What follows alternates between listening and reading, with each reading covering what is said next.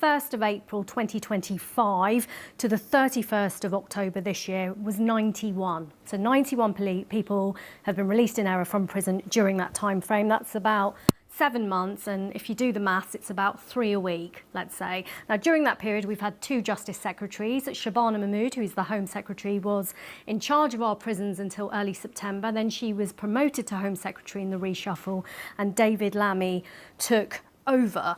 Other information we got today was that 57,000 routine releases happened between March last year and March this year. We know that 262 of those were released in error during that time. That gives you an idea of how many were released and how many were released in error. David Lammy said, "We recognise the public interest in being transparent. That's why today he's released a lot more information." That's what he says. We understand that there are 3 people still at large who have been released in error. None of them, he said, are convicted sex offenders. HMPPS are investigating, he said, another possible error that may have happened on the 3rd of November. So that's on top of the 3 that we know are already at large. And we heard the Shadow Justice Secretary say, well, how do you know? How can you not know, basically? Is there someone in a cell or is there not? But David Lammy, and he repeated this a couple of times, big issues in the system that this Labour government inherited. He called on the Shadow Secretary for Justice to join him in apologising to victims. I hadn't heard that so far, not certainly in what we've heard from Robert Jenrick so far. I mean, no sign of, let's say, crossbench cooperation on this issue so far. Well, I think it's been rather punchy, to say the least, in the last few weeks.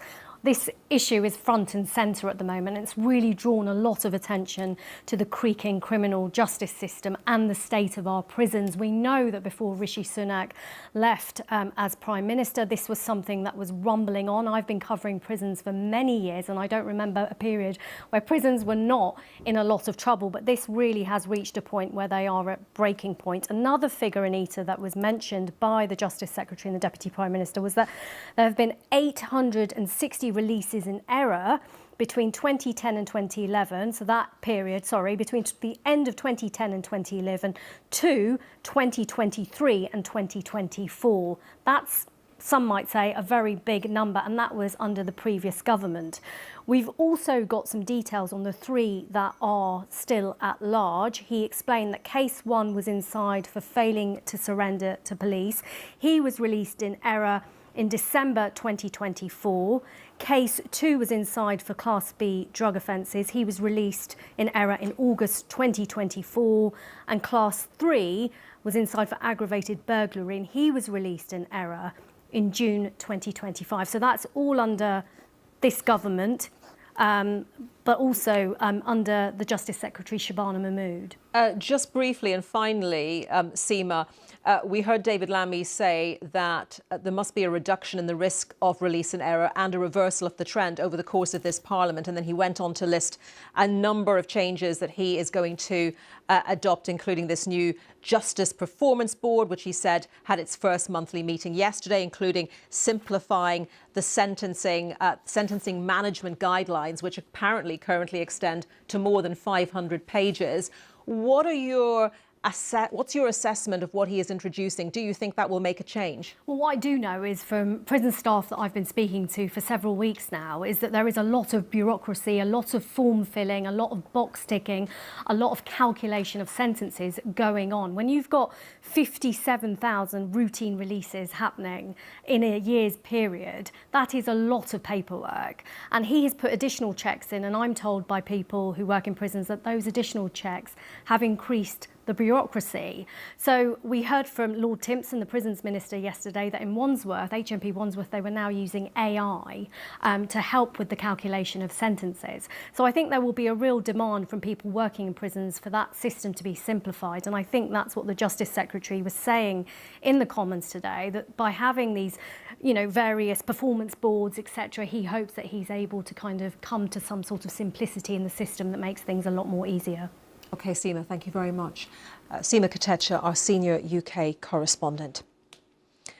Now, the outgoing Director General of the BBC, Tim Davie, has told staff that they should fight for the journalism produced by the corporation as its board considers how to respond to the threat of a $1 billion lawsuit from Donald Trump. The US president says he is prepared to sue over the way one of his speeches was edited by Panorama, an error which has already forced the resignations of Mr Davie and the BBC's head of news, Deborah Turness. Our culture correspondent, David Sillitoe, has the latest. Morning, everyone. Good morning. Tim Davie, outgoing BBC Director General, offering a few words to the press on his way into the office. I'm here to lead and support the BBC. I'm very, very proud of our journalists in this building. They're doing work, I think, that's incredibly important. I want to thank every one of them. Thank you very much, everyone. Great to see you. But there wasn't any time for our questions. Once inside, he then spoke to staff about a, in his words, discombobulating few days.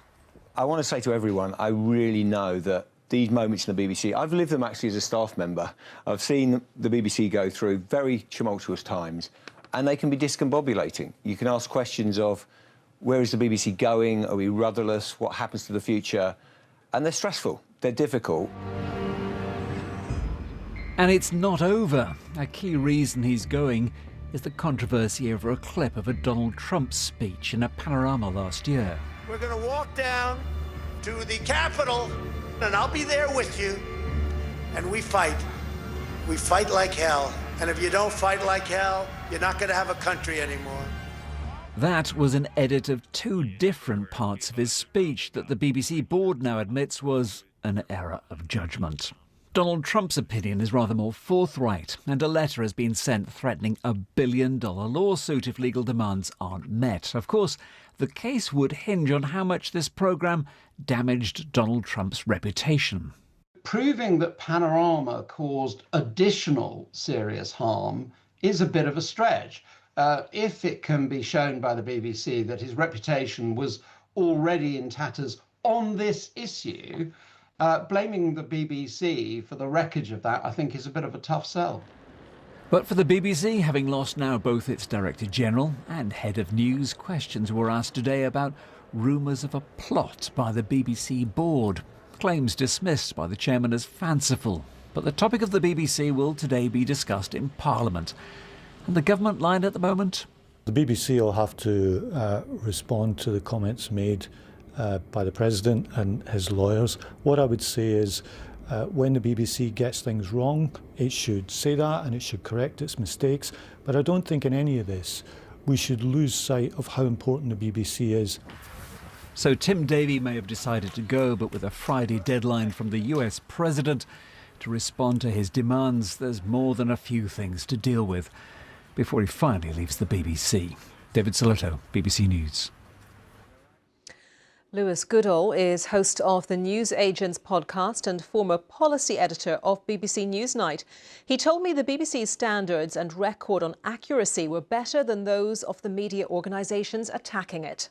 I think that the BBC makes lots of mistakes, just like any other media organisation does. I think inevitably sometimes it doesn't meet its own standards of accuracy and impartiality, because those standards are actually very high. And this is the key point. I've got my my own umbrage on various things with the BBC, like many people do, like most licence fee payers would, like most consumers of its output. But it's also true to say that if you are going to compare and contrast its standards, its accuracy, its guidelines, with not only most of the media competitors who choose to criticise it, but also certainly the political actors who are now most vehemently criticising it, especially, for example, President Trump or former Prime Minister Boris Johnson, then I think we can say there is one organisation which comes out on top, and that is the BBC. If we're comparing the BBC's history and record on truth-telling and that of the president's, well, I think viewers will draw their own conclusions.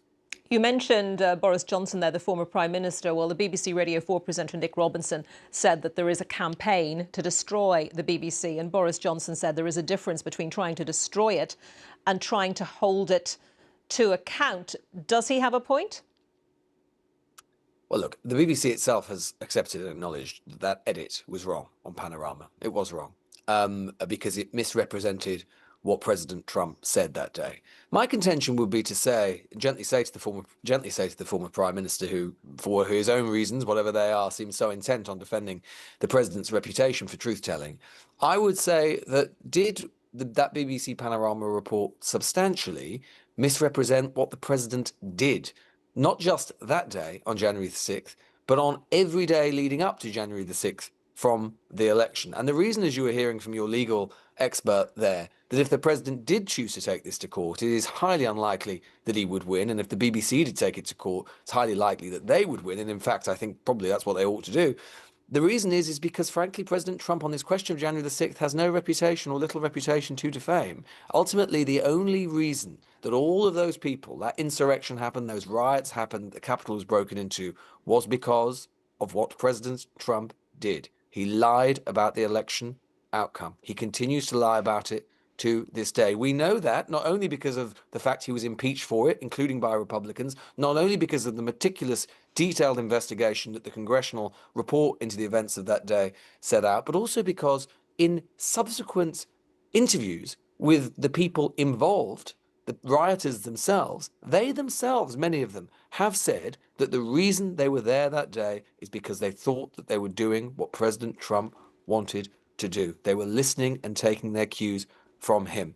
So ultimately, the American people decided that they wanted to re-elect the president, as was their prerogative. They decided that what happened on January the 6th was not a sufficiently big aggravating factor to prevent his being re-elected, and that is entirely fair enough. But for the president to try and argue somehow that the BBC misrepresented fundamentally what he did on January the 6th and the lead up to the January the 6th, I'm afraid, in my view, it just does not hold water.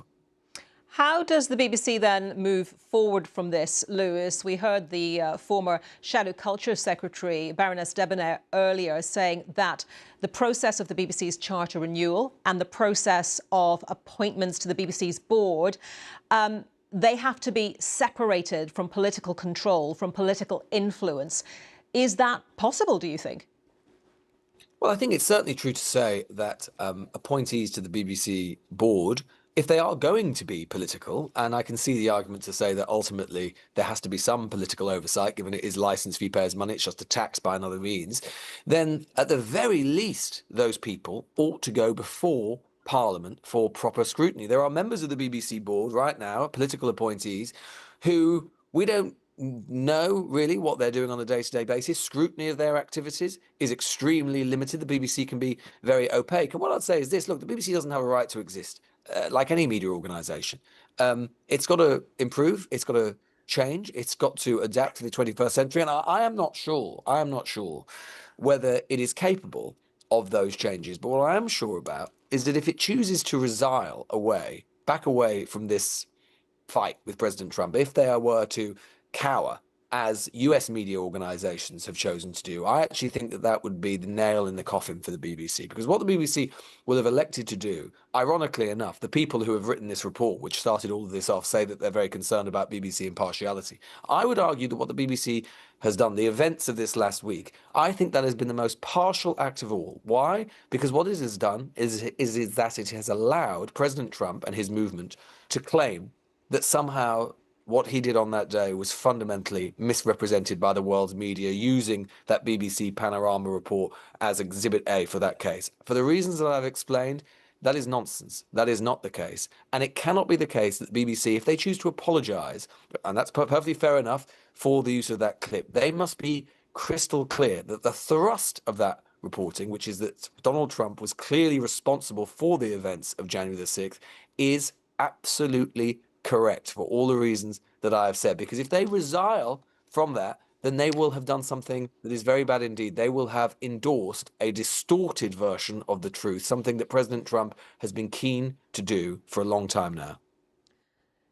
Lewis Goodall there, and let's take you straight to Arlington National Cemetery, where President Trump has just laid a wreath in honour of all of those who have served in the US military on today, Veterans Day in the United States. The president just a few seconds ago, laying a wreath at the tomb of the unknown soldier at Arlington National Cemetery. Veterans Day, originally created to mark the end of World War I, but was expanded by Congress to honour all veterans. And Vice President J.D. Vance alongside President Trump there in Arlington.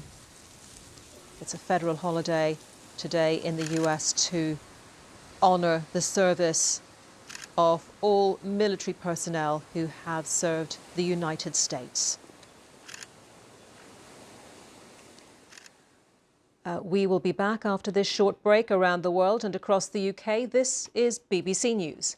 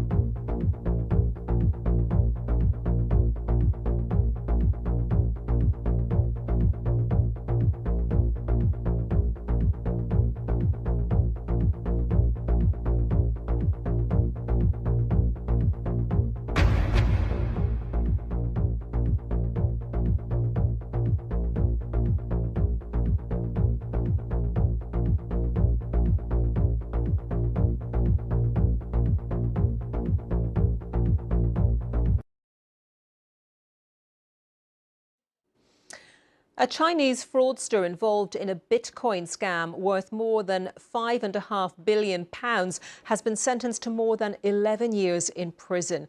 Jimin Qian, who is 47, was arrested in April last year in what's been described as the UK's largest cryptocurrency seizure.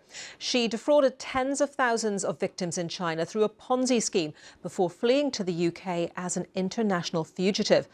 Following the sentencing of Qian, the Metropolitan Police's head of Economic and Cybercrime Command, Will Lin, addressed reporters. As part of this investigation, we seized over 61,000 Bitcoin, now worth approximately £5 billion, alongside other non-crypto assets valued at more than £20 million. This currently represents the largest confirmed cryptocurrency seizure anywhere in the world, and the biggest money laundering investigation in UK investigative history by value. The assets are subject to separate and ongoing civil proceedings led by colleagues at the Crown Prosecution Service, so I cannot comment further on that process at this time. But this case is about far more than the assets seized. These funds originated from a large-scale fraud that targeted and harmed more than 128,000 victims in China from 2014 to 2017. Many people lost their life savings, and the emotional and financial impact on them was devastating. Today's outcome is a step towards justice for those victims. Our correspondent Nick Johnson has more on that police statement. Will Lyon from the police was first. He outlined how significant this investigation was for the UK authorities. He says it's the largest, longest and most complex economic crime investigations. It lasted more than 7 years. He talked about those 128,000 people in China, many of whom lost their life savings. He talked about how organised crime groups shouldn't feel safe here in the UK, wherever they are around the world. He also talked about how Chinese police officers were due to testify in a UK court for the first time if that trial were to go ahead, an unprecedented step of cooperation between UK and Chinese authorities. We also heard from Neil Colville from the CPS. He said that this investigation illustrates the scale of criminal proceeds available when we're talking about Bitcoin and cryptocurrency.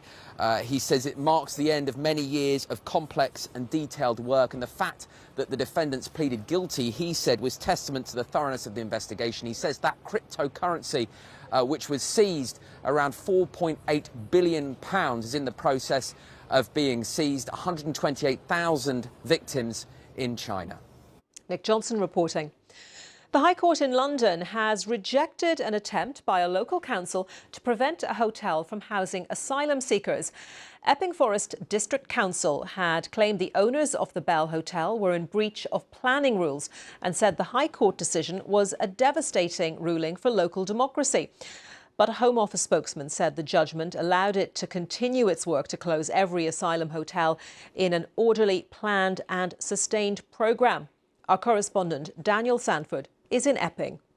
The touch paper was lit for all those protests over the summer back in early July. The protests which started here at the Bell Hotel in Epping but then spread to other hotels housing asylum seekers. There was the council got a temporary injunction briefly, which was then overturned on appeal. But then last month there was a full court hearing to discuss whether the High Court should impose an injunction on the owners of the Bell Hotel and essentially stop it being used to house asylum seekers. Well, Mr. Justice Mould today rejected that request. He said that there had been a criminal behaviour of a small number of individual asylum seekers, but this was not a case in which it was just or convenient for the court to grant an injunction. He said that it wasn't commensurate to the postulated breach of planning control. In other words, it was far too strong an action for him to take. He said the breach of planning control, if there was one, was far from being flagrant, and he said that Epping Forest District Council hadn't used the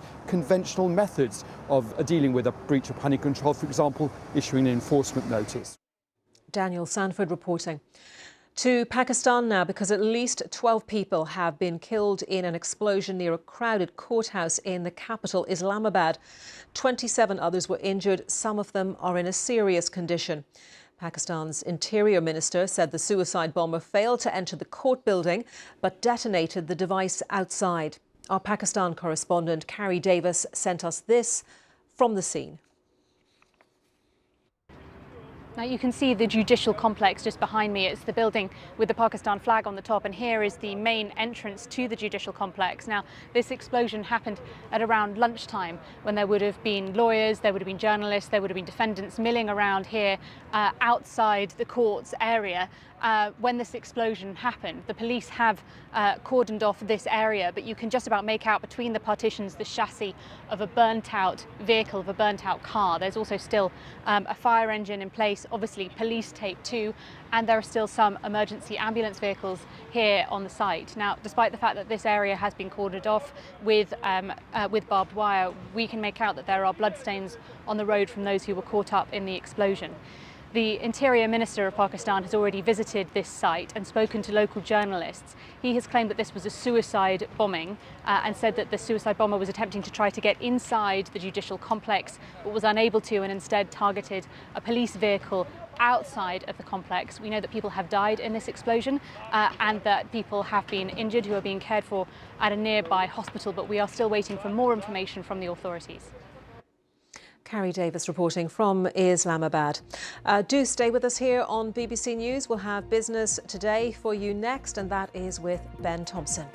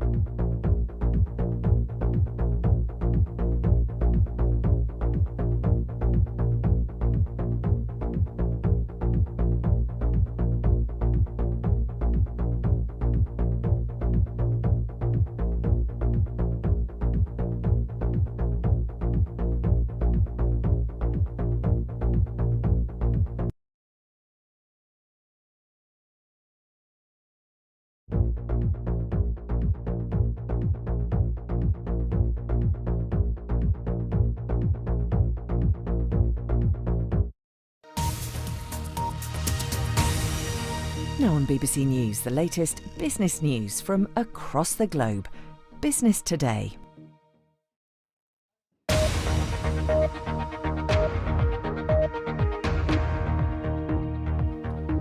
The Japanese tech investor SoftBank sells all its shares in the chipmaker Nvidia for nearly $6 billion. UK unemployment hits its highest level since the pandemic. It's putting pressure on the Bank of England to cut interest rates. And reining in, the crypto queen, a Chinese woman at the heart of the UK's largest seizure of cryptocurrency, gets a lengthy prison sentence. Welcome, this is Business Today. I'm Ben Thompson. Now we're going to start in the United States, where shares of Nvidia have fallen as much as 3% after a major shareholder, SoftBank, revealed that it has sold its entire stake in the chipmaker. The $5.8 billion sale has prompted fears that the frenzy around artificial intelligence may now have peaked, especially after recent warnings from Wall Street bank chiefs. Well, the Japanese tech investor said it had sold all of its 32.1 million Nvidia shares that it held in October to bankroll its chief executive's sweeping AI push. That's built around his all-in bet on ChatGPT creator OpenAI. Let's talk to our North America business correspondent Erin Delmore, who's in New York. And Erin, good to see you. Do we know what is going on here? Just explain. Yeah, Ben, so we're seeing a complicated picture here, and basically the big question is one that you and I have spoken about, and one that we've covered on Business Today, about whether valuations in the tech industry is too high, whether they are too high at this moment. And so when we're looking particularly at NVIDIA, we're looking at a stock that's the most valuable company in the entire world at this point, something that has doubled and then gone to triple, gone to 4 and 5 times its initial value just over the last couple of years alone, something that's really taken off since 2022. And now we're seeing that move to the downside. Normally, you and I talk about tech stocks propelling the entire market upward. We talk about the NASDAQ outpacing the other American indexes. Well, right now, the NASDAQ is down around 0.8, around 0.8 of a point. It is the biggest loser of the morning so far here. And again, that's based on this news around SoftBank that you covered in your introduction, with a big question being who is going to be the winner of this AI race? If it's not NVIDIA, who will it be? And are these valuations, these expectations around these AI companies just bigger than they deserve to be? Yes, and the big question here, Erin, is around whether firms can make money off the back of those big investments, because we see that AI is changing the way that we might do just about everything, but it's whether they can monetize that, whether they can use this software and these chips and this technology to deliver real results that we will pay for and therefore they will profit from. And at the moment, that's not yet been proven. Exactly right, Ben. What we're looking at right now are something of the fundamentals. We're talking about chips that propel the technology forward. We are talking about data centers that help make the technology possible. But what we're not talking about are the actual applications for the technology at this moment. And so what that means is companies are being rewarded for what they say they might be able to do if they lay the proper foundation. In fact, we see them being rewarded for spending a lot of money on AI investments, but not necessarily for bringing in the revenue or for showing that proof in how they're applying the dollars and applying the technology. When you say that, is it a bubble? That's something that we hear a lot when we talk about the tech sector. And people talk about the year 2000 and the dot-com boom and bust. Well, if you go back to the year 2000, not everybody who was playing in the online space could be a winner. And that's a big thing on investors' minds right now. There are a lot of players in this AI space. Fundamentally, that's just math and probability. Not everyone can be a winner. Yeah, we'll keep a close eye on that and find out how this plays out. But Erin, good to talk to you. Thank you. Always nice to see you. Erin Delmore there live in New York. Here in the UK, official figures show the number of people out of work has risen with a rate at its highest level in 4 years. It came in at this, 5%, rising to that level in the 3 months to September, showing signs that the jobs market has weakened. Well, according, though, to the data from the Office for National Statistics, it's the highest rate since 2021. The data also shows that nearly 1.7 million people are claiming unemployment benefits. That's actually down slightly on a year ago. Now, Jane Foley is head of FX strategy at Rabobank. She told us what it could mean when the Bank of England comes to deciding about interest rates. It's the highest unemployment rate since 2021, but outside of the pandemic, it's the highest rate for about a decade. But we've also got a slowdown, or a reduction, I should say, in the number of payrolled employees. But of course, there's been various other survey evidence, which is a little bit more forward-looking than some of the official data, showing us that the hiring rate in the country has been slowing down for some while. So whilst this data, is poor, it's a disappointment, it does tell us really what we already know. And in one respect, perhaps there is a silver lining here, because it does increase the possibility that the Bank of England could cut interest rates maybe as soon as December. Yeah, and do we know, what's causing this? Anecdotally, looking at this, you hear from a lot of employers saying they've been hit with extra costs, they're paying higher taxes, so therefore they're just not in a position to be able to take on new staff. Well, there are a number of commentators, and this has been going on for a while, really pointing back at last year's budget and looking at the increase that we had then of national insurance contributions on employers. Now, if you look at the extra costs that employers would have had to bear, well, what are they going to do? Well, some of them would have tried to pass on that cost in their pricing structure. And it's been said this for some time now, that others may have said, look, if employees are becoming more expensive because the tax on them is more expensive, perhaps we'll hire less of them. And that too has been associated with the reduction that we've had in the number of payrolled employees in recent months. Yeah, the other thing that we've had, Jane, as well, that has gone down slightly is the number of people claiming unemployment benefit. And that seems perverse given that the number of people out of work has actually risen. Is this just people that have given up on the jobs market? Often you do see that. I mean, it is a little bit contrary to perhaps what you would normally anticipate, but it's often the case when the labour market improves that you see more people trying their chances to get a job, and people do give up. And often these could be people like students, perhaps, maybe housewives, people who would like a second income, perhaps, or a secondary income, I should say, but perhaps only try to get that job when they think it's going to be easy to have. And when the labour market proves a bit more tough, well, they do give up. Jane Foley speaking to me a little earlier. Now, we've talked a bit about AI and NVIDIA. Well, OpenAI has been ordered to pay damages for the use of copyrighted song material from well-known German artists. The case was brought by the German Music Rights Collecting Society, that's GEMA, on behalf of lyricists of 9 well-known German songs.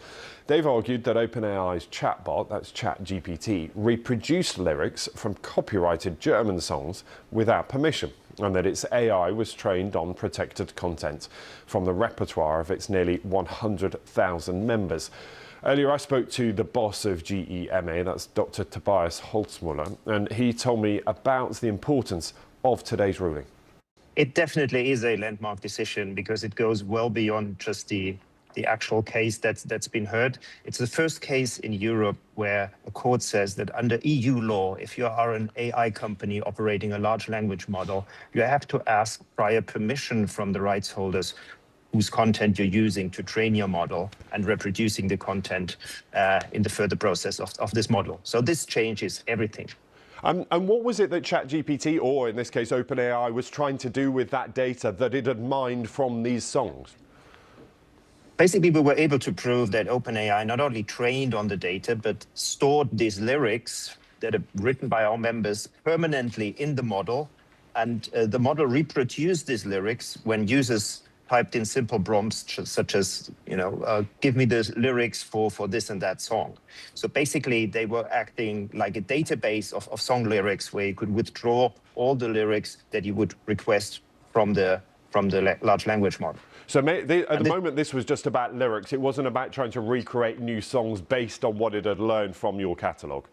There is a parallel proceeding that's being heard early next year against Suno AI, which is like a music AI company, which has as its object exactly the use of musical composition, songs and melodies.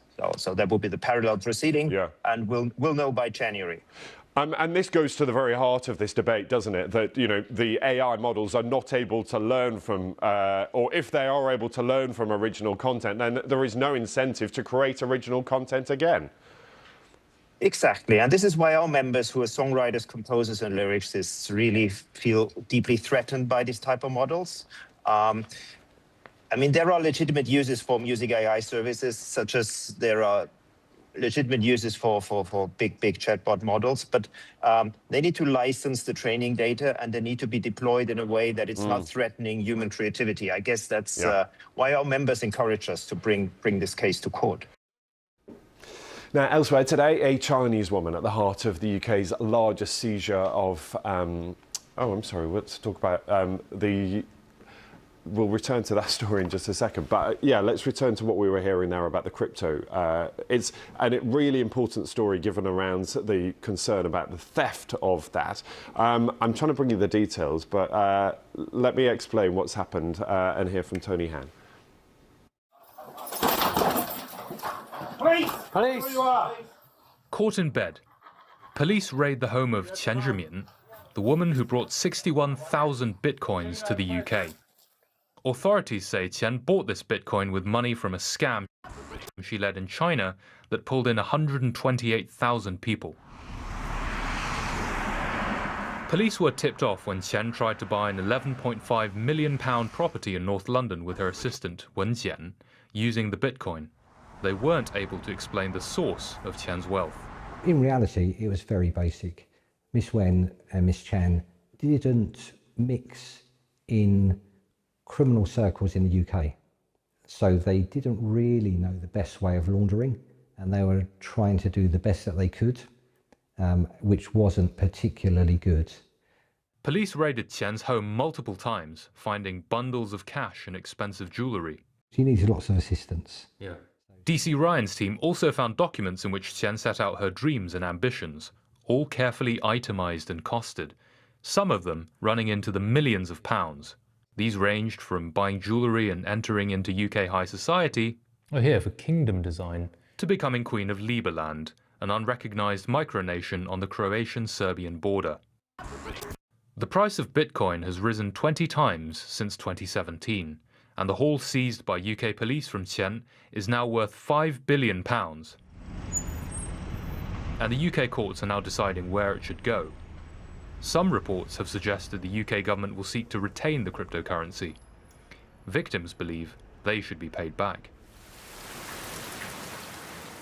Mr. Yu, not his real name, said he invested around £100,000. I suppose we were just too weak to resist. They pumped up our dreams until we lost all self-control, all critical judgment. Yu was left in huge debt, and his marriage broke down. We all read Sherlock Holmes, and that's still the image of the ultimate detective. To find all this Bitcoin, we are very grateful. We hope we get our money back. That's our great hope. Tony Han, Global China Unit, BBC News. That was much clearer than my introduction. That is your business today. We'll see you soon. Bye-bye.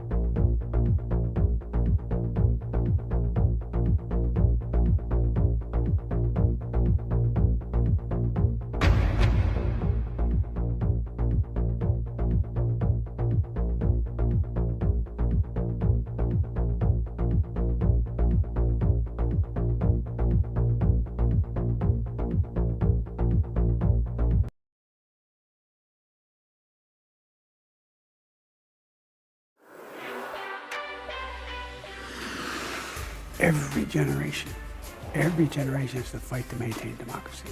There's a thrill in not necessarily following a straight line, do you know what I mean? Trying things that are different. Women are still judged by a different metric, and certainly judged by a different metric when they do something wrong. I will continue on with a life of public service, so I will always support the charities and the people that mean so much to me. When the big names talk, they talk to us.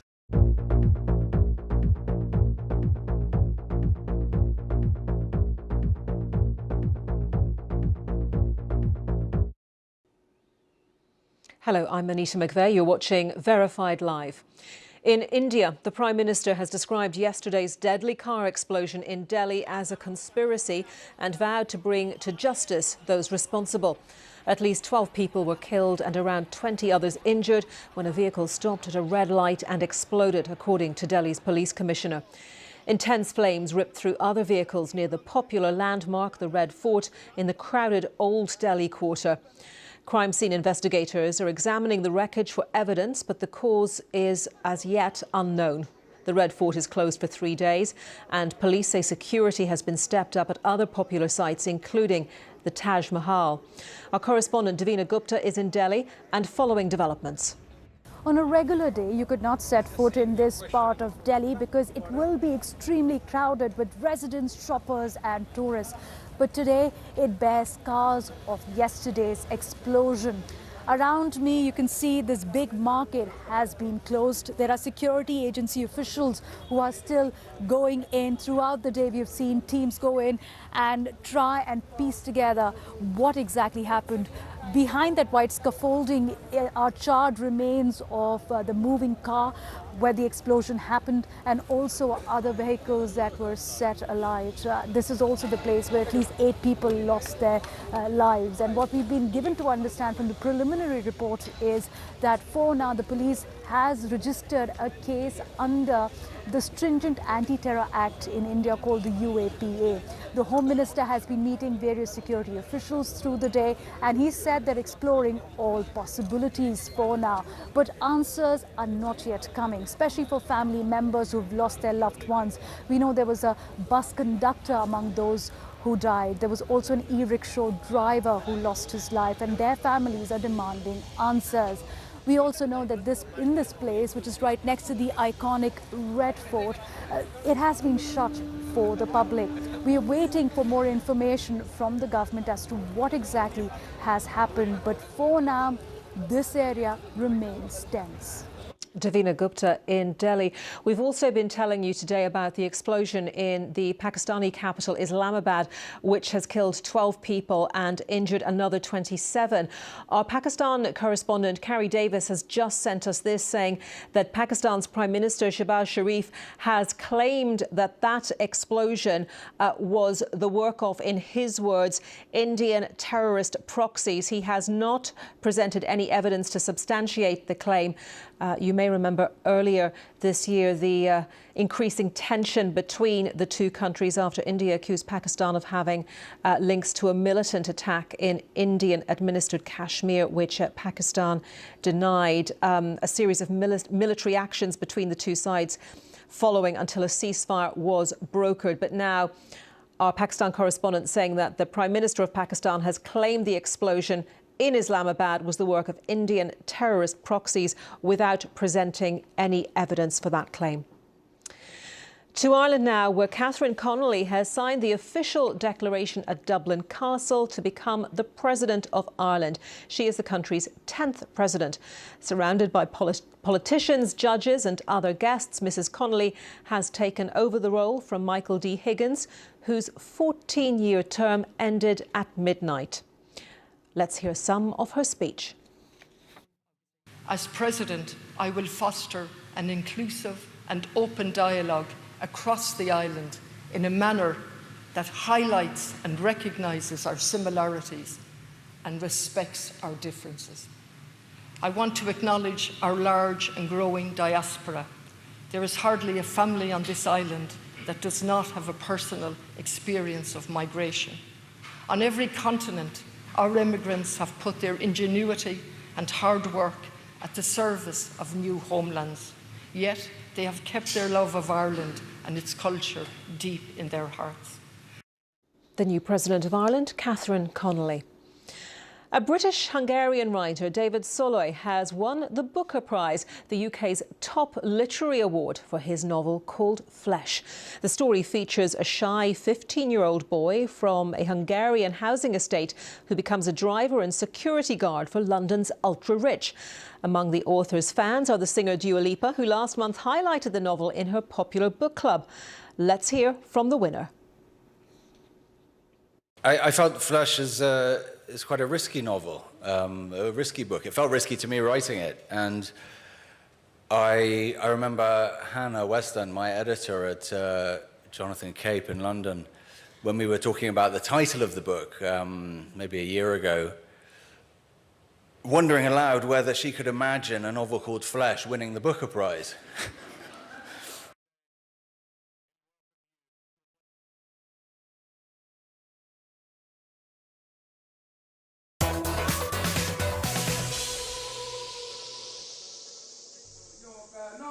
It's 8:30 a.m. in Gorongosa National Park, and I've arranged to meet the park warden Pedro Masagura at camp. But what I didn't expect was to find him in full song.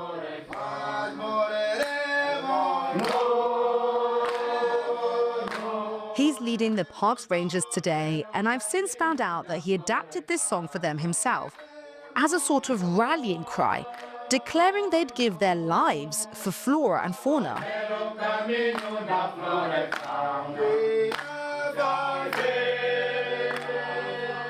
Before I know it, they're off to the park's airstrip for drills.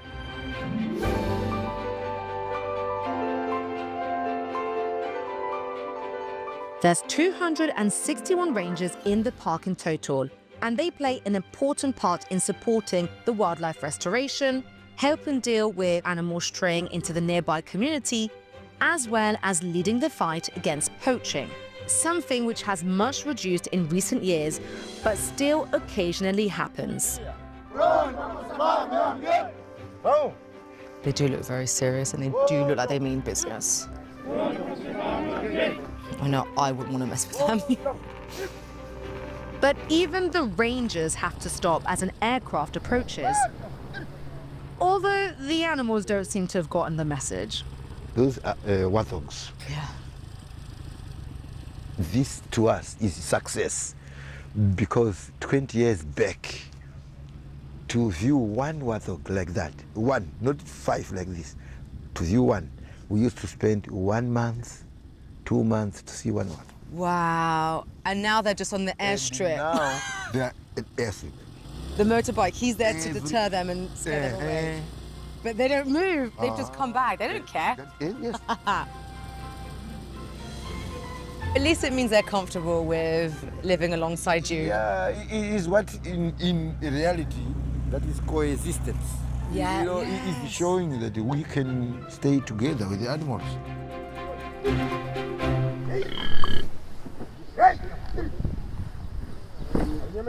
It's fascinating to be able to watch them, because I've seen, well, you know, in general, you see the animals, but you don't see those that actually make sure that they stay safe. Yeah. What are some of the risks that the rangers will come up against? 1 week back, one of our ranger was shot dead. There were 8 patrolling, and they came across 3 poachers with firearms. That is one of the dangers. Another one is with the lions and the elephants. Some of these elephants were under fire and survived under war. And they still carry, some of them, they still have on mind. They carry the trauma. Yeah, that's why sometimes our rangers are killed, but not many. Tell me a bit about the poachers. Why are they coming to poach? Some because of that drought. Sometimes we have drought. Yeah. And agriculture doesn't perform well. Yeah, it's a hunger. Okay, because I guess most people live off the land, so if for whatever reason their crops aren't performing, they're now going to poach because they need to eat. Yeah.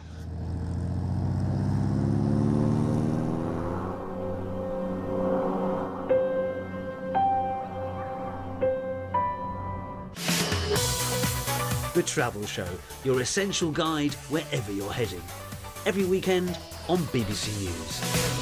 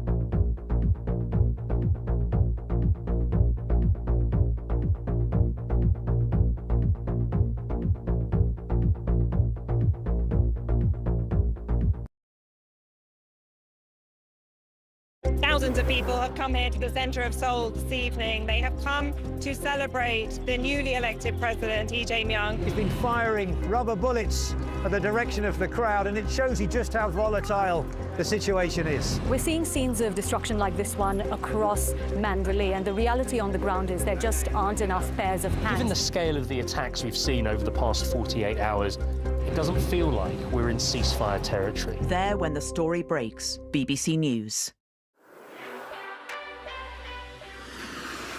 Every generation has to fight to maintain democracy. There's a thrill in not necessarily following a straight line, do you know what I mean? Trying things that are different. Women are still judged by a different metric, and certainly judged by a different metric when they do something wrong. I will continue on with a life of public service, so I will always support the charities and the people that mean so much to me. When the big names talk, they talk to us.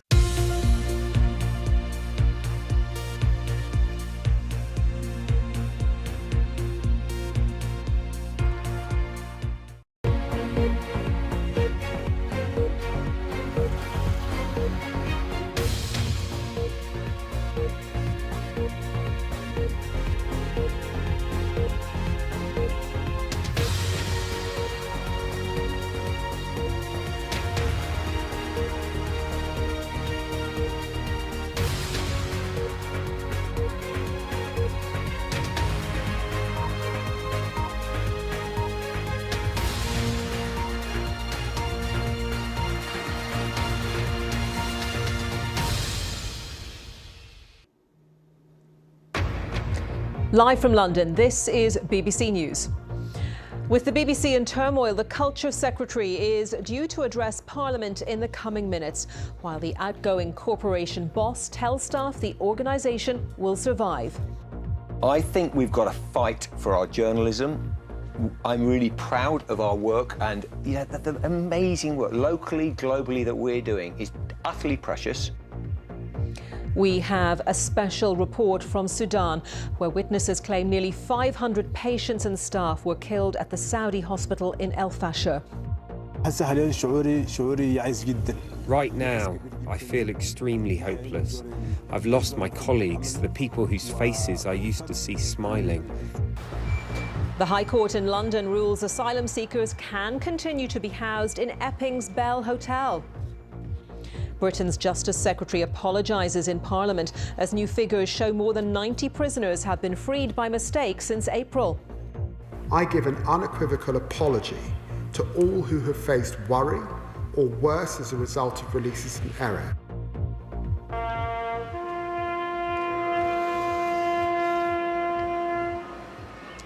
And services take place around the world to mark Armistice Day, the end of World War I.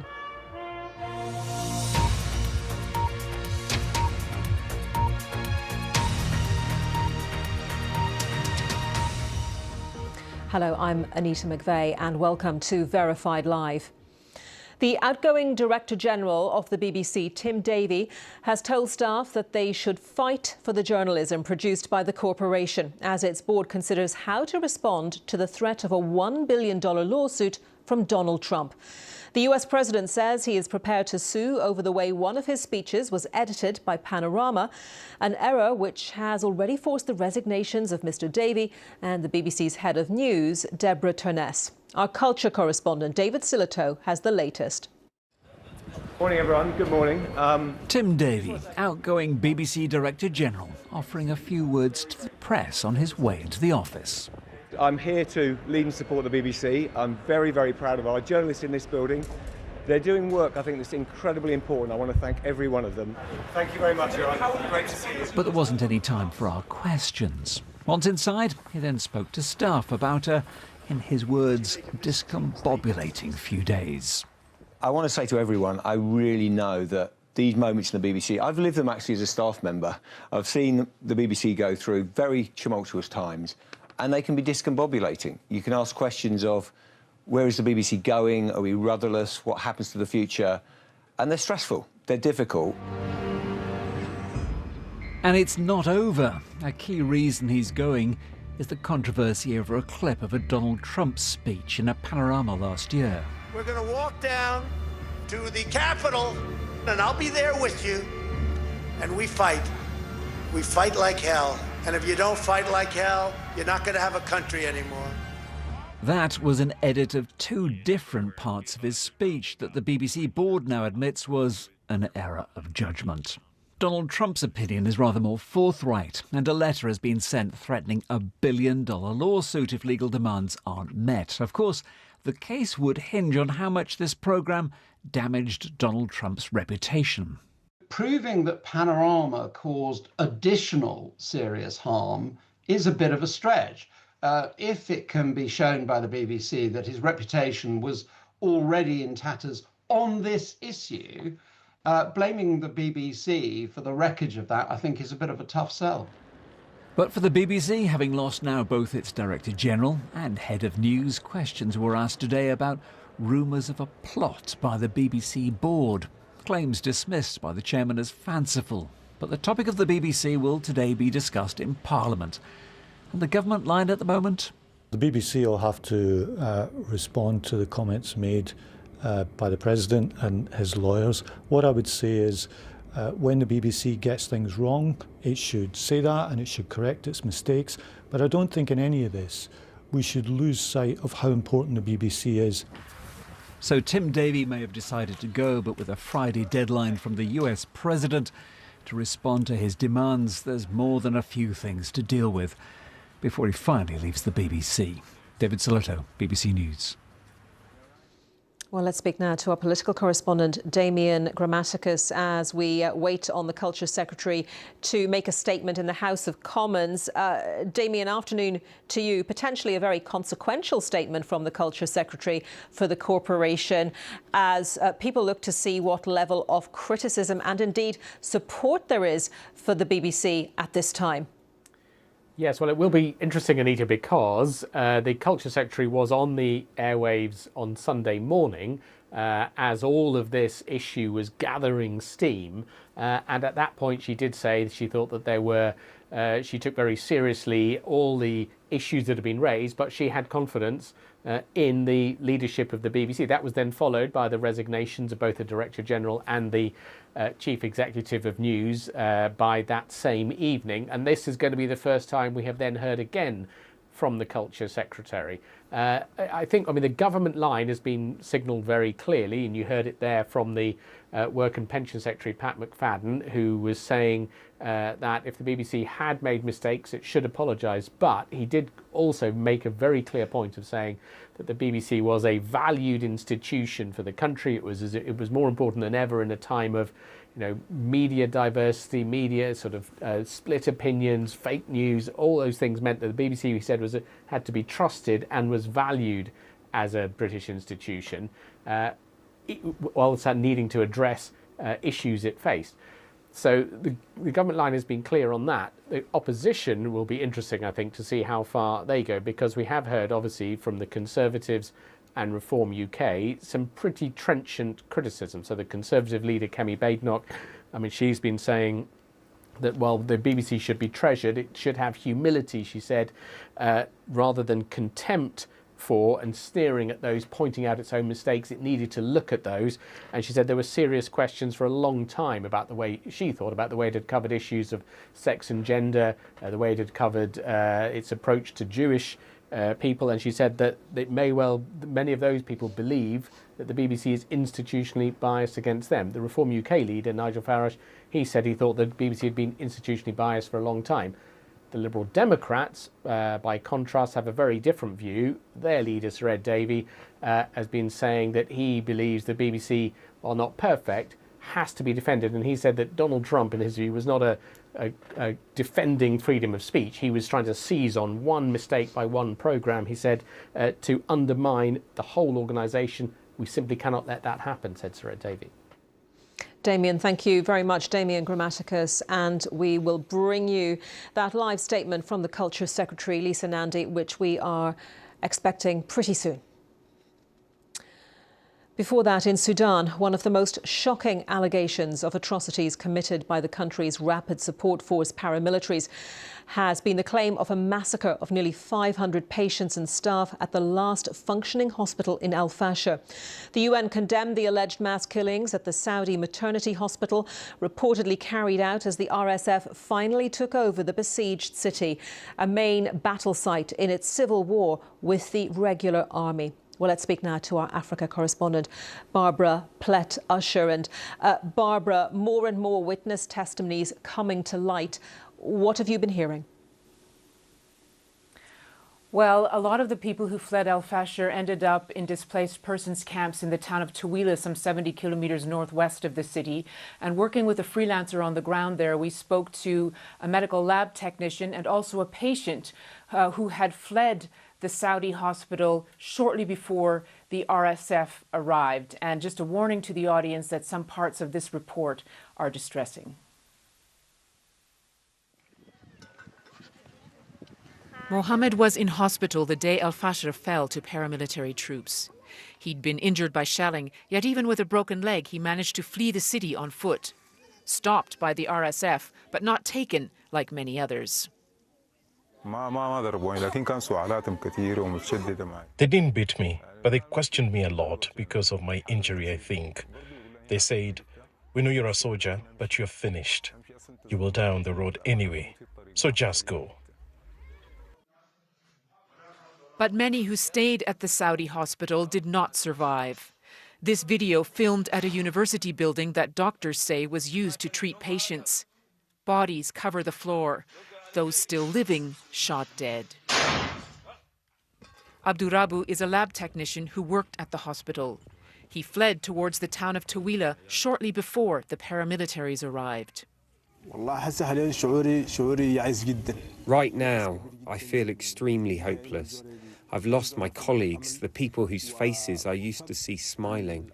There is no happiness anymore. It feels as if you've lost a big part of your body or your soul.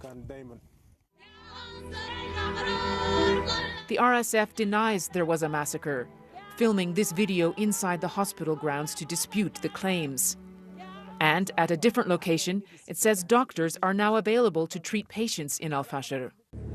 All these medical personnel and cadres, they are not hostages. They are not hostages. We are not taking them as a war hostage. Doctors' groups dismiss these videos as propaganda and say several senior medics from the Saudi hospital remain missing. One of them, his family managed to pay the ransom and he arrived safely to Tawila town. The other is being executed. And the rest, the four remaining medical personnel, until now we have no information or updates about them. Nearly 90,000 people have fled Al Fasher so far. The Sudanese army chief visited some who've made it to safety, but fears that tens of thousands more remain trapped in the city. In Tawila, for those who escaped, there's relief tempered by trauma. I do not see any hope of returning to Al Fasher after everything that happened and everything I saw. Even if there was a small hope, I remember what happened in front of me. The battle for Al Fasher is over, but it has left lives in ruin, and Sudan's war continues elsewhere. Well, 2 weeks on from the takeover of Al Fasher, we've been hearing more and more stories of alleged atrocities, mass killings, gang rapes, detentions, and holding people for ransom. Now, some of this comes from videos filmed by the RSF fighters themselves. Some of this comes from accounts of people who fled Al Fasher. Some of it comes from satellite imagery that says it corroborates the testimonies that have been heard. The RSF leadership has said that some violations took place. It has made some arrests. It says it's doing investigations, and it says that the reports of atrocities are exaggerated. But the International Criminal Court is looking into that evidence as to whether there are war crimes or not. Having said that many people have fled, when you speak to humanitarians, they say, where is everybody? We thought there were 250,000 people in Al Fasher, and we're only seeing tens of thousands of people coming to our sites. Does that mean that they're being held there, that people are being held there against their will? So there's a lot of question about where all the people who were thought to be in Al Fasher are really staying right now, and whether they are free to move despite the RSF's videos and claims. And even though the battle for Al Fasher is over, and that did, of course, take up a lot of focus of the Sudan war, because it was a crucial battle. It was a siege that lasted for 18 months. It was a strategic city. It does continue elsewhere, especially in the south, in the Kordofan states, which is really the front line now of this civil war that has been going on for more than 2 years, 2.5 years, actually. And some of the cities there, as reported, are in almost as bad shape as Al Fasher was. One, Kadugli, has been said that there's famine there. It's been under siege for a long time. And there's another city close by that is probably also in almost as bad a condition. So although this battle has ended, the consequences continue for the people who suffered it, and the war continues as well. Barbara, thank you very much. Barbara Pletasher, our Africa correspondent.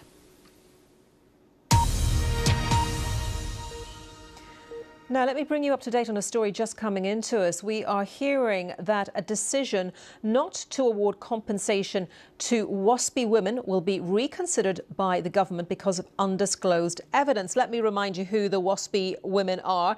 They are women born in the 1950s whose state pension age was raised so it would be equal to men. But they say this was not communicated to them adequately, and therefore they say they did not have a chance to plan their finances for retirement accordingly. Now, the Work and Pensions Secretary, Pat McFadden, has confirmed that this decision not to award compensation is going to be reconsidered. He said evidence which was not shown to his predecessor, Liz Kendall, when she made the decision last September, has since come to light and needed to be considered. Now, he has not specified what that previously undisclosed evidence is. Mr. McFadden, however, said that reconsidering the decision did not mean the government would end up awarding the compensation. Let's go now to the Culture Secretary, Lisa Nandy, making a statement in the House of Commons about the BBC. Chief Executive Officer of News tendered their resignations following concerns about accuracy and impartiality at the BBC. This has sparked intense debate across the media and our nation, and today I want to set out for the House what action is being taken to address the allegations that have been made, the actions this government is taking to support the BBC to address this, and the future of an institution that has been at the centre of our democratic and cultural life for over a century. The House will know that yesterday the chair of the BBC, Samir Shah, wrote to the Culture, Media and Sports Select Committee. He accepted there had been editorial failings and committed to a number of steps in response. Dr. Shah believes that our national broadcaster, which remains one of the most trusted sources of news in our country, has a responsibility to uphold the highest standards. I agree. Over the past week, I've been in regular contact with him and his team to ensure that where these standards have not been met, firm, swift and transparent action follows. I welcome the steps that have already been set out, and I will keep the House updated as the BBC leadership grips these issues. The concerns that have been raised are serious in and of themselves, but some in this House have gone even further, suggesting that the BBC is institutionally biased. It should not be lost on us that the BBC has faced criticism from all sides for its coverage of highly contentious and contested issues, and accused of giving too much airtime to particular parties and for giving them too little. Those in this House attacking the BBC from left and right for not expressing views they agree with should consider just what is at stake. There is a fundamental difference between raising serious concerns over editorial failings and members of this House launching a sustained attack on the institution itself. Because the BBC is not just a broadcaster, it is a national institution that belongs to us all. Every day it tells the story of who we are, the people, places and communities that make up life across the UK. It projects British values, creativity and integrity to the world. It underpins our creative industries, has a footprint in our nations and regions that is unmatched by any other, and it is by far the most widely used and trusted source of news in the United Kingdom. At a time when the lines are being dangerously blurred between fact and opinion, news and polemic, the BBC stands apart. It is a light on the hill for people here and across the world. Trusted news and high-quality programming is essential to our democratic and cultural life. All of us in this House should value it, uphold it and fiercely defend it. The BBC is facing challenges, some of its own making, but it is doing so in the context of a revolution in the media landscape that has challenged all broadcasters and polarised and fragmented our national debate. It is time to grip this with a clarity of vision and purpose that secures the BBC's future. Throughout its history, Madam Deputy Speaker, the BBC has always adapted and evolved. This is an institution that began in the era of radio, when it was deemed an existential threat to the newspaper industry. It evolved into the age of mass audiences, ushered in by the invention of television, and it navigated the complexities of reporting during the Second World War. We will imminently begin the Charter Review, which will set the terms of the BBC for the next decade, and through it we will collectively write the next chapter of the BBC's story. Together, we will ensure the BBC is sustainably funded, commands the public's trust, and continues to drive growth, good jobs, skills and creativity across every region and nation of the UK. In an era in which trust is fraying and truth is contested across our nation, it will ensure the BBC remains fiercely independent and is genuinely accountable to the public it serves. We will publish a Green Paper and launch a public consultation shortly, and I will set out more detail to the House in the coming weeks. I would like to thank the outgoing Director General for his service and his commitment to public service broadcasting over many years. And I'd like to thank the CEO of News for leading the BBC's news operation through stormy times. I do not underestimate the challenge of taking on these roles and the personal toll that they can take on the individuals who hold them. As we write the next chapter of an institution that has stood at the centre of British public life for a century, our overarching goal is simple: to ensure the BBC can renew its mission for the modern age and continue to inform, educate and entertain, not just for the coming decade, but well into the next century. I commend this statement to the House. Shadow Secretary of State. Thank you, Madam Deputy Speaker, and I thank the Right Honourable Lady for advance notice of her statement. The BBC is in a sorry mess, and sadly one of its own making, that has resulted in the resignations of the Director General and the CEO of News. These recent leadership changes are a response to the growing number of examples of bias in the BBC, one of which has resulted in a potential $1 billion lawsuit. This is why the Leader of the Opposition has said the BBC needs to change and needs saving from itself. Otherwise, we may all pay the price in reputational damage and in our pockets as licence fee payers. We all want the BBC to succeed, to be the best possible version of itself, but that requires institutional change and far more than a few moves at the top. But let me first acknowledge, Madam Deputy Speaker, some of the many good things that the BBC does well in delivering on its principles to inform, educate and entertain, from Strictly and Traitors to world-class natural history programming, sport and local radio, and coverage of major national events, including, of course, the recent remembrance services and events.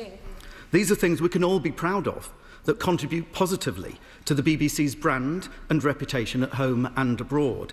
But the BBC also has a charter obligation for impartiality, and too many examples have come to light exposing bias at the BBC, particularly as it relates to the news and current affairs output. Examples that have often strayed far away from the BBC's own editorial guidelines. The coverage of trans rights, selective push notifications of news, the Gaza documentary, the output of the Arabic news service, reliance on stats provided by Hamas, all speak to bias at the BBC. And at a time when anti-Semitism is rising around the world, the BBC should surely think twice about distributing questionable data from a terrorist organisation bent on the destruction of Israel. We expect better from our national broadcaster.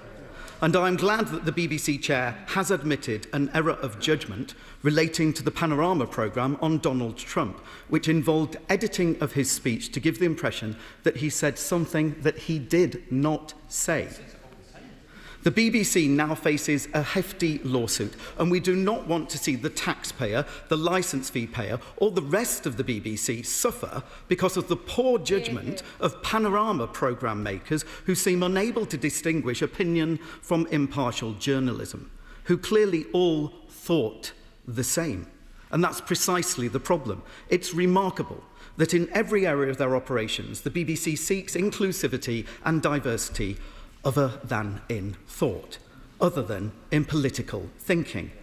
Does the Minister agree that that must change, that the BBC's culture needs to change? And does the Minister agree that the BBC must provide a fulsome apology to the US President and hopefully avoid legal action? And does she agree that the BBC would do well to apologise to the British public too?